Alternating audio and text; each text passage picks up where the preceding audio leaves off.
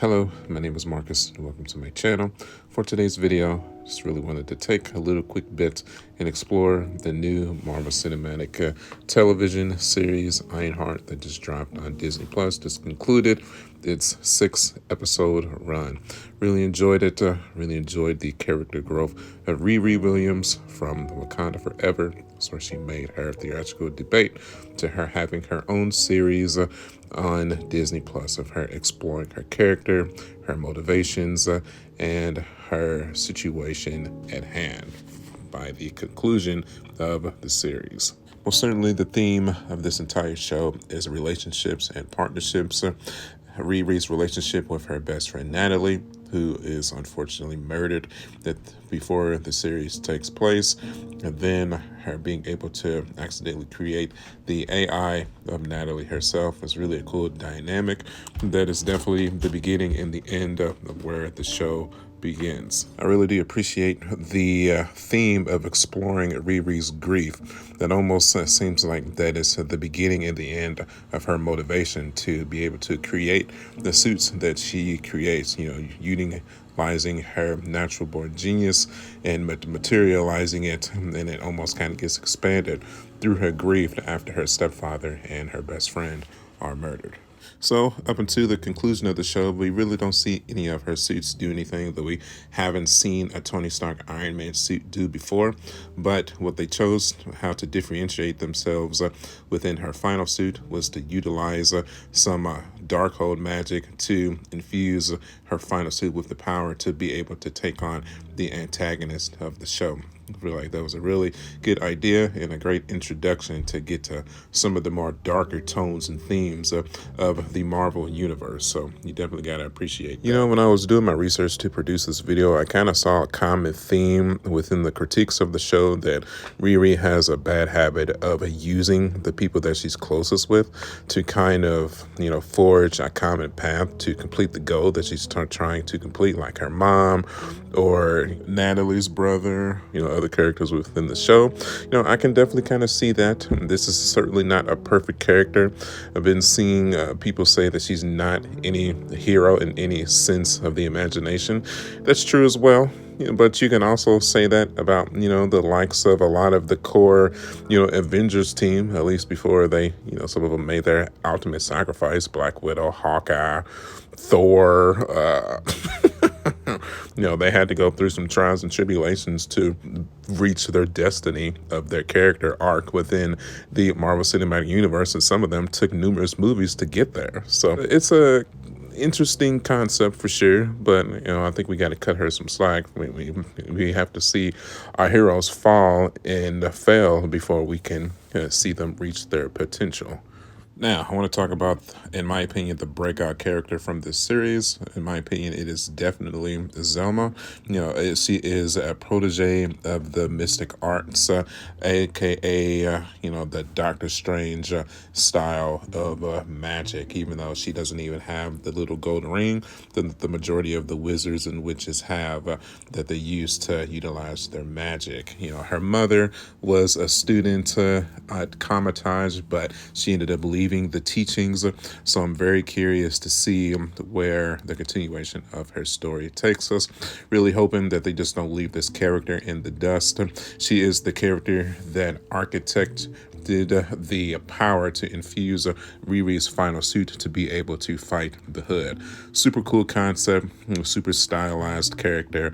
Really enjoyed her presence. And, I don't even think Marvel realized when they were making the show that she would be the most interesting character in my personal opinion. She's definitely the one, if it was going to be a character that makes a pretty quick continuation into another movie or another show, I'm most certainly hoping that it is Zelma. And the craziest part is that she doesn't even make an appearance in the show until the final 3 episodes. So I definitely, if I had to put a judgment on the 6 episodes, I definitely prefer the 3 lasting episodes compared to the first 3 episodes for sure. Now let's talk about some of these villains here, starting with Cappuccino, the Hood, the main antagonist in the series. So if you've been watching my channel for any extended period of time, you know that I always state that a show or a movie can only be as good as the antagonist is. The hero or the protagonist has to have an adversary worthy enough to challenge him to be able to make the show worthy or worthwhile. I feel like the Hood does a very prominent job of pushing Riri to her limits for sure. The hood that he receives from the final boss per se gives him the ability to warp between realities, and it gives him the ability to curve bullets. Two very cool powers. It gives him an advantage to, overtake his adversaries. Obviously he met his match at the hands of Riri Williams' magical power suit that she got with the help of Zelma, but their battle and their battles within the course of the series was very cool to watch. It was very entertaining. I really enjoyed his swagger and his personality and his ability to be able to manipulate his comrades into doing his bidding. Almost had like a DC's Joker-esque aspect to it. Not necessarily the most powerful villain we've ever seen, but if you have that charming ability to, push your fellowship with the aspect of family to do your bidding, that's what gives us some of the best villain. And that brings us to Mephisto. That's right, we're hopping right into it, man. Spoilers, hope you've seen the show. But so Mephisto is the final boss adversary that actually gives Cappuccino the Hood to infuse him with his own power to do his bidding, to achieve all his hopes and dreams and whatnot. The only thing that he requests in return is it's not really revealed to us what Mephisto's ultimate goal is. I'm sure that will be revealed to us in time, and the climax of the show showcases him making a deal with Riri to bring Natalie back to life for real, because as we saw, she ended up losing Natalie the AI when she got the infused magical power suit. So of course, going through the drama and grief of losing a best friend twice, that pushed her into a deep depression to essentially make a deal with the devil.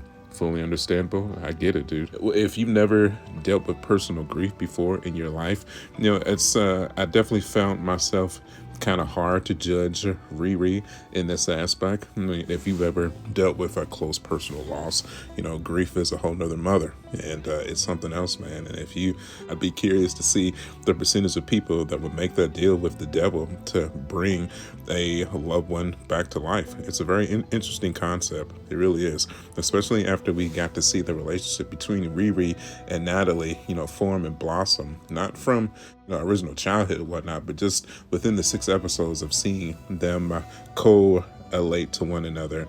You can see why she was such an important aspect in Riri's life. Definitely one thing I wanted to mention for sure is that the show and the characters do pay homage to Tony Stark and the characters from the original Iron Man. I found that to be a really cool aspect, and just replaying that Riri just didn't come up with a concept of a suit all on her own. They all fully acknowledge that the original idea of the suit did come from Tony Stark. So I did find that aspect really cool. And then, of course, that brings us to Joe Migududity. Whatever his fake name was. But I mean, if you've seen the show, you should know at this point that he ends up being Obadiah Stane's biological son, the original Ironmonger, the villain from the original Iron Man. He was Howard Stark's best friend, also a tutelage to Tony Stark himself, but ended up going crazy when Tony Stark wanted to sell off the weapons trade company to Stark Industries to help save the world. So very cool concept, very cool to bring back those original elements from the original Iron Man, the start of the Marvel Cinematic Universe. And I definitely like the correlation of kind of connecting the beginning of the Marvel Cinematic Universe to where we are presently. Very, very cool. Some people were trying to meme it out and make fun of it, but honestly, I appreciated the respect aspect of it for sure. It was got kind of wacky when they infused him with the mechanics to have him try to take on Riri or whatever. Not my favorite, but at least they kind of fixed it by the end. They have him just kind of go off on his own there. But, still cool. Nevertheless, it is what it is. Selfishly, I was kind of hoping for a Morgan Stark cameo, maybe just not have her interacting with the plot, but just maybe just have Riri walking down the street, and just have her just like slightly interact with her. But then again, if you think about it, why would Morgan just be walking down the street when like her mom is Pepper Potts and her family is still billionaires? So probably wouldn't make sense with the plot concepts or whatever, but it would have put a smile on everybody's face most likely if they would have did it. But certainly not the end all be all. I just figured I'd mention it. Then we have Slug, the computer analyst hacker that helps the Hoods group hack into all of the billionaires, profiles and industries to, get the criminal underground group paid that Riri finds herself working with. The controversial character that everybody had their panties in a bunch about. Whatever, that I don't care about that kind of shit. He played the role exceptionally well. He added his own merit and importance to the group of the criminals, and I enjoyed his character. He did a good job. He really did.